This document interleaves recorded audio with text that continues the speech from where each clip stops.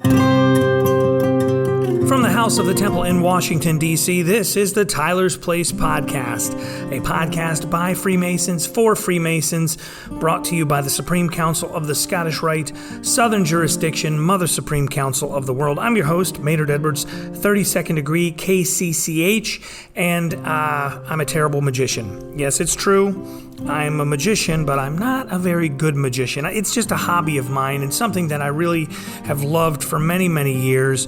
And in the last 4 or 5 years, I got more interested in magic when I met Dr. Brent Morris, because Brent is a magician and he kind of made his way through college as a working magician, and he mentored me a little bit, and I'm still a terrible magician, which isn't his fault, but he got me involved in something called the Invisible Lodge. And the Invisible Lodge is more or less a club for magicians that's styled after a lodge, and they meet usually at the Magic Castle or at magic conventions around the country or even around the world. And they've been around for many, many decades. But in the last year in California, a brand new lodge, an actual working lodge for magicians, has started up called Ye Olde Cup and Ball Lodge. And right now I'm talking with a couple of the members of Ye Olde Cup and Ball Lodge. Brother Ralph Shelton, he's past master of Orange Grove Lodge number 293 and the treasurer of Ye Olde Cup and Ball Lodge. And Right Worshipful Brother Randy Brill, he's the past master of San Diego Lodge number 35 and currently Deputy Grand Master of California. He's the Tyler of Ye Olde Cup and Ball Lodge. Brothers, welcome to the podcast. Thank you so much for talking to me about this. It's something I really am interested in, magic and masonry, two things I love in one place. Brother Ralph, this is a lodge for magicians. Can you go into the particulars, what makes this different from the Invisible Lodge? We've discussed that on the show previously. How is this Ye Olde Cup and Ball Lodge different from the Invisible Lodge? One of the lodge specifically is an actual lodge. Maynard, you're a member of the International, the Invisible Lodge International, which is a club by its nature. We have also allied arts and so forth involved there. I've been a member for a while. Randy's a member as well. The difference between that and Ye Olde Cup and Ball Lodge is that Ye Olde Cup and Ball Lodge is an actual Masonic lodge made up completely of Masons and of magicians as well. It differs from other lodges in that it's an affinity lodge, which is not as common in the United States as it is in Europe, and I'm sure you're familiar with them, Maynard. And by its nature, it's a gathering of master masons or masons who have a common interest, and this is the first one that California's had. So I think others will follow with some interesting affiliations. Brother Randy, anything to add to that? Yeah, he hit the nail on the head. As he mentioned, we've both been members of the Invisible Lodge for quite a while. And when this idea of an affinity lodge for magicians came up, the timing was perfect because that's one of the directions the Grand Lodge is taking, seeking to establish smaller lodges and some of them as affinity lodges. And we're borrowing from the model that the United Grand Lodge of England provides. When you look at their map of lodge locations, you get a scatter of a number of small lodges that are close together that interact with each other, as opposed to the model we've been under for a long time of big lodges that are far apart and lose most of their members. So that's the direction that the Grand Lodge of California is headed in. And an affinity lodge of magicians, who could ask for anything better than that? As I mentioned at the top of the show, I'm kind of a magic nerd myself, just a hobbyist. I really am not a good magician. I tend to stick with close-up magic, card magic. What about you guys? Give me your magical resumes, so to speak. The fact that I'm the Deputy Grand Master is the magic trick in itself. I don't have any other explanation other than that. But, this magic's been a part of my life ever since I was in second grade. So this fits right in. And as I mentioned, establishing Cup and Ball not only as an affinity lodge, but an example of a smaller, more effective lodge is a large contribution to the efforts we're trying to make out here. The fact that it is attracting magicians is somewhat surprising to me. When this notion first came up, my first question was, is this going to impact the membership of the Invisible Lodge here in California? Well, obviously, the response has been a resounding no. There are a number of ILI members that are seeking to get into cup and ball. So that means this is working, and that's what's important. Brother Ralph, same question. I started out, they kind of overlapped a lot. I started out as a hobbyist when I was very young, about 9, as most do. And by the time I was 15, 16, I was working professionally. I became a Long Beach Mystic, which you may not know what that is, but it's an infamous and legendary group of young magicians. We're getting older, and we're far more notorious these days. When I was 21, I did 2 things. I put in a petition to Lodge, and I put in a petition or an application on the Magic Castle. I wanted to join the Academy. It was easier for me to join the Academy than it was, to get through the degrees, but I got through them. I had been a DMLA, so I was very familiar with Masonry. It was a large part of how I got through law school. Ultimately, I ended my professional career when I took up the law, although I took a pay cut in that first year to become a lawyer, that was for sure. I stopped doing magic for a while, and I missed it and picked it back up at some point. And I've been doing shows ever since. I recently completed a term as a director of the Academy of Magical Arts. We got through the closure of the castle and all that stuff, teed it up, and then Randy Pitford stepped in and just purchased the property that we occupy. So that's been great. And so they've kind of gone, Masonry and magic have kind of gone hand in hand for me a lot, because I found a lot of similarities in them over the years. And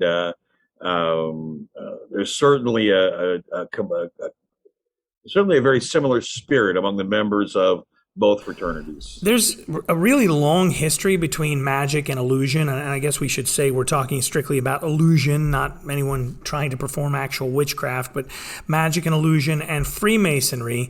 And a lot of famous magicians have been members of the fraternity. The Magic Castle really is something that was a source of fascination for me ever since I saw a special with Harry Anderson where he talked about this club for magicians and showed the Magic Castle on TV, and ever since then I've been completely fascinated.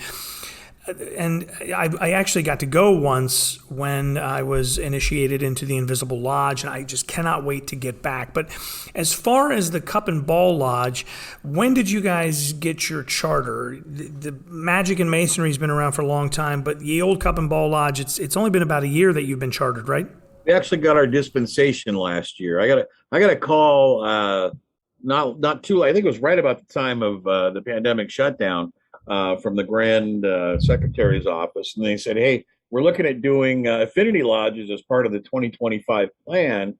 And, how do you feel about starting one? I guess they figured I didn't have much going on. So, I got some guys together. We looked at the feasibility of it. And then last year we received our dispensation. And this year we're operating under dispensation, and let's all cross our fingers. In October at our annual communication, we'll receive our charter. As you mentioned at the start, what makes Cup and Ball Lodge different from the Invisible Lodge, that this is a fully functioning lodge. So you can actually do degree work and make masons. So you find a magician and make him a mason. I know we do that a lot the other direction. We've got guys who become masons, and either they were already magicians or they get interested in magic. Has the lodge actually had a chance to do any degrees just yet? We have not. The nature of an affinity lodge, and by the way, when I say have not, I mean have not yet. We look forward to doing that in the future. The nature of an affinity lodge tends to be that a blue lodge or a craft lodge exists primarily to make masons, and then provide continuing Masonic education and support through socialization and fraternalization. Whereas those flip a little bit for an affinity lodge. The primary function of an affinity lodge is to further Masonic education through that social interaction with persons of like mind. And then the secondary is to make masons. As a new lodge, we're small. We haven't had anybody come to us yet with a petition for the degrees, but we anticipate that within the next, I would say 12 to 18 months, we'll be doing that, and really looking forward to it because we've got some real showmen Ye Olde Cup and Ball Lodge. I think that's a fantastic name. Tell us about the genesis of that name. One of the oldest tricks in magic history for a lodge made up of a lot of the oldest Masons in California. Yeah, we tried a lot of names. We looked at lists of dozens, and we had a collaborative document where people were, the formation group was throwing in names, and we ended up with this one. It was just one that everybody liked. Then Randy came up with the idea of putting Ye Olde on the beginning of it, I think, just to keep it more complicated. Affinity lodges it's sort of a hit and miss thing. Either people really like them or people don't like them. So in the UK, I know they're quite popular. We talked about that just a minute ago. I'm from Maryland. We've got a couple of affinity lodges here. I think we have a Fireman's Lodge and a University of Maryland Lodge. And there's even a Barrister's Lodge, which is for lawyers. I don't know how they found 7 honest lawyers to become brothers of lodge. I know you're a lawyer, brother. I chose it. I knew what I was getting into, so I don't mind the joke. So do we expect more affinity lodges in California? I think so. From what I gather, there are some plans already in the works for lodges that are kind of waiting right behind us, and we're kind of proof of concept in California. But as Randy mentioned, under the theory that if you have a bunch of guys in a lodge, you'll get 30 or 40 or 50 will show up. And if you got 30 or 40 or 50, 30 or 40 or 50 will show up. So let's, work along those lines. I've heard about some wine lovers. I think something about boat enthusiasts, and then some of the more interesting ones. Randy, you want to mention what I hear is in the works? Well, I know there's one group talking about, skeet shooting enthusiasts. That's a possibility. Gun range enthusiasts. Right. Maybe that's not a great topic to bring up at the moment, but there it is. The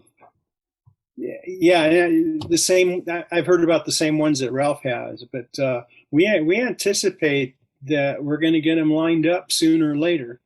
We have apparently there's a group of real hardcore Star Wars enthusiasts. They just had a science fiction lodge charter there just a couple of days ago. The pictures of that are great. These guys with like lightsabers and things.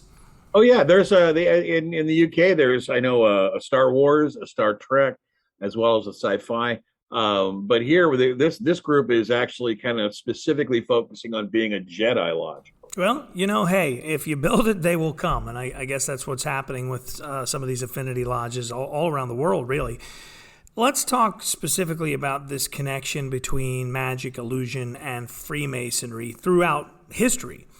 Magicians, working magicians, stage magicians, famous magicians have endeavored to become members of Freemasonry. What is this connection between Masonry and magic?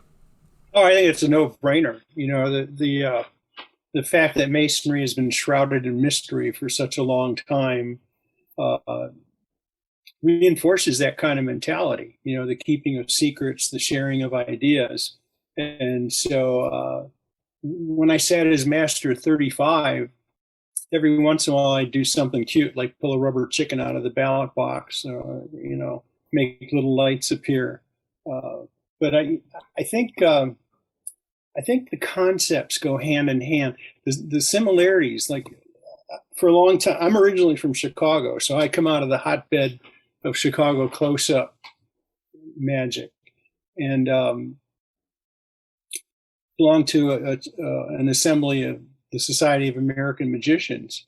And now that I look back, Masonry came to me late in my life. When I look back at that, the little initiation ceremony they do, and the promise that you're asked to keep, rings so familiar if you're a Mason. So it's a common thread. You don't want to spoil a good thing by just letting it leak out everywhere. Brother Ralph, what's your theory as to why magic and Masonry are so inexorably linked? I've given this a lot of thought because I needed to do a talk about it not that long ago. And one point that I noticed was that both have an affinity for tuxedos, but I don't think that's... Okay, I hadn't even thought of that one. There's another element right? There's what Randy said, but there's another by the way, the top hat plays into both, but Randy mentioned, the keeping of secrets, the confidence and sharing of information among a select group of initiates, which is great. But then there's kind of another aspect that's deeper, which is, Masons have always been a little bit outside mainstream, right? They hold themselves out as being a little different. We have some additional knowledge, and we work pretty hard we get together and we're vulnerable with one another, and we try to be better. And when you look at magicians, same thing. And with magicians, it's particularly interesting because it's one area, the only one of the arts really, where you have a skill set that you don't show off. Everything you're doing is secret, and you're making people think you're doing something that you're not. So there's two layers of it there. And yeah, when you're among your compatriots and sharing with them, there is a special sense of affinity with them. That's true with Masons. It's true with magicians, and I think it has partly to do with being kind of a little bit different, a little on the outside, and it's a place where you can always be comfortable with people of like minds. I think both of those theories are very solid in terms of, the idea that the Masons and magicians both attracted to sort of secret information and ritual, and then that idea of like-minded men coming together.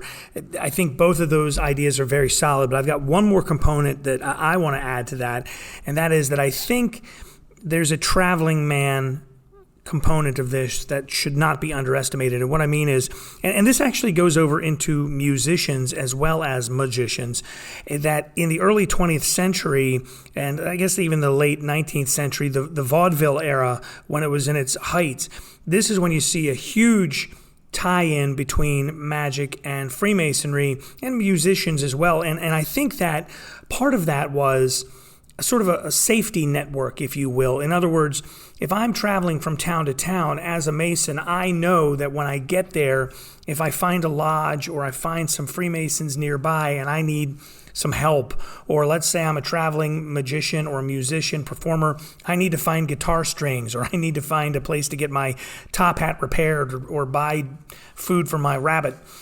If I contact the lodge, I'm going to find a network of brothers that I can lean on to help me out as I go from town to town. And I think that social component in that vaudeville era is something that really played a big role in the tie between magic and Masonry. Yeah, it goes back farther than that. You look at Richard Potter, the first professional magician that was born in America. You look at his tour through the United States. When he would go out on a tour, it'd go on for a year or two. And many of the stops, if not most of the stops, were Masonic halls, because those were meeting places where he could connect with people. There were a lot of complications, but you see that mentioned all the way along. In fact, his early playbills often had a square and compass in the playbill. But then you look at someone more recent like Thurston, who was known to get out on stage, and if he hadn't had a chance to connect up with the local guys at the local lodge, and he often did, most guys did when they got into town, he hadn't had a chance, he'd just get on stage and say that the magic word was Hiram Abiff. And after the show, there'd be a line of guys wanting to talk to him, in that classic period, that's what my talk is about, is guys of the golden age. And, some were more devout, more actively practicing than others, because there was also that social climb aspect of things back then. But most of the names that were pretty darn active. Houdini, but the guys from that period, you're looking at, like right now, I'm looking over here. There's a bust of Cardini in my office. Randy Pitchford, that just bought the property the castle is in, is the great nephew of Cardini. He was very active Mason, in England in his time. Thurston, Chung-Ling Soo wasn't known to be as active, but he was a Mason.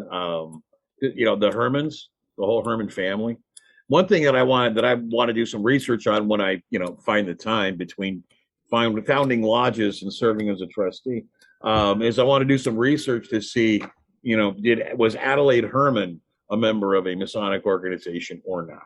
One of these days I'll answer that question for myself. In terms of Cup and Ball Lodge itself, where does the lodge physically meet? It sounds to me like it's a traveling lodge. Yeah, it's pretty much a traveling lodge. We've had, 2 meetings at the Magic Castle, a couple of other meetings at different locations. I mean, we have a central mailing address, but we're not nailed down to it. And we are also on the schedule of 4 stated meetings a year, which makes our lives a bit easier. Okay, let's get into some magic nerd stuff. Right Worshipful Deputy Grand Master, Brother Randy Brill, you're the Tyler of Ye Olde Cup and Ball Lodge. Who is your favorite magician or magicians? And you can go like all time and then like currently working. Oh, okay. All-time favorite,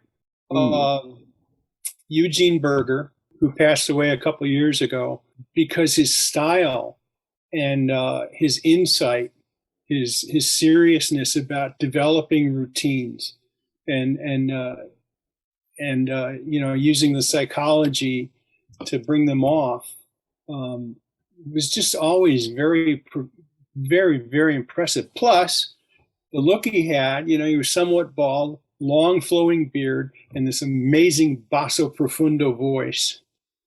As far as living magicians go, I really can't single one out, to be honest with you. Next to Eugene, my second favorite magician, who's unfortunately gone, was Harry Blackstone Jr. for a lot of different reasons. And the fact that I got to meet both of those guys personally just means a lot to me. Brother Ralph, treasurer of the lodge. How about you? Favorite magician all time, or you currently working? I would say I've got a lot of influences, but Paul Harris was big when I first started. Oh, he's so good. And Mike Amar. Probably my favorite for his material and his performance was Marlowe. I mean, again, the subtleties as well as the slights. I'm a close-up guy, and I do some pretty brain-breaking things that are based on Marlowe primarily. A lot of it. Today, currently performing. I mean, fortunately, you say currently performing, so I can rule Lance Burton out because he's retired right now.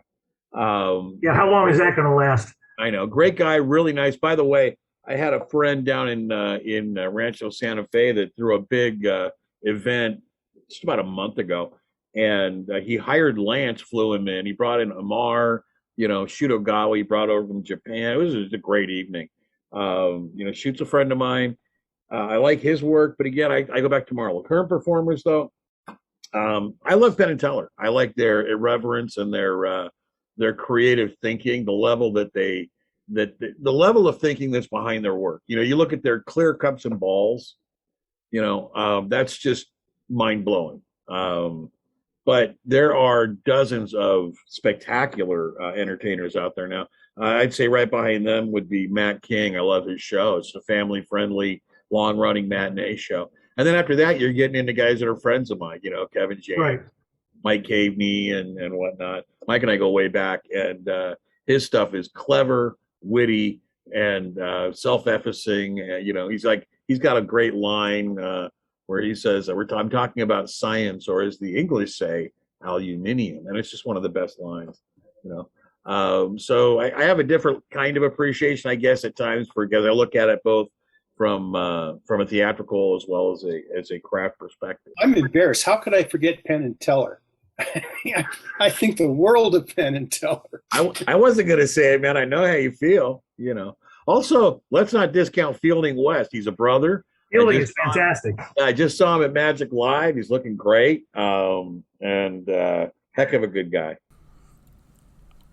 I think my all-time favorite magician has got to be David Copperfield. I will never forget sitting in my grandparents' house watching one of those Copperfield specials on television and seeing him walk through the Great Wall of China. I just could not believe that this human being could kind of go through stone, and his arms were coming through, and it really looked for all the world like the man was coming through solid stone. Unbelievable thing to watch, and just made such an impression on me as a little kid. I've always been a huge Copperfield fan. I've since seen that special on YouTube and look at it and go, how could I have been fooled by it? But a little maturity, a little magical knowledge goes a long way to that, but still just such an amazing performer. And then the guy that's working currently, I think is my favorite, is a guy by the name of Adam Wilbur. Vulpine Industries is his company that creates magic, and he used to work with Illusionist and a bunch of other places. But just not only just a really incredible performer and a really talented magician, but just a very nice person to talk to. And I've gotten a chance to chat with him on email and took a class with him. And just it's one of the things that strikes me about the magical community and people like Adam. And I guess even seeing interviews with David Copperfield is just the genuine warmth that they have as human beings. And I really love that about the magical community in the same way I love it about the Masonic community. I've got a great Copperfield story. As a member of SAM back in Chicago, my good friend Tom Dabrowski called me up one evening and said, "Hey, you want to meet David Copperfield?" I said, "Are you kidding me?" And he was doing a lecture at one of the big hospitals in Chicago about this therapy program he had going using magic tricks. Project Magic, yeah. Yeah. Teaching occupational therapists simple tricks that they could use to get their patients to exercise. He gave this great presentation about it. And then we got invited into a small coffee room to sit and just chew the fat and talk and have some coffee. And there were a couple of things that impressed me right away. First of all, I could tell this guy was dead tired on his feet, but he was so gracious and so friendly. The conversation started, and Tom perked up. He said, "Oh, by the way, Randy trains the dolphins at Brookfield Zoo." Copperfield lit up like a Christmas tree. And this was shortly after he'd done the Statue of Liberty, okay? He lit up like a Christmas tree, and he turned to me and said, "Are you serious?" I said, "Yeah, I've been training dolphins for several years." He goes, "How do you get them to do those things? How do you get them to go through hoops and over hurdles?" And I was about to answer, and I stopped and thought a second. I said, "How'd you get the Statue of Liberty to disappear?" And the conversation moved on.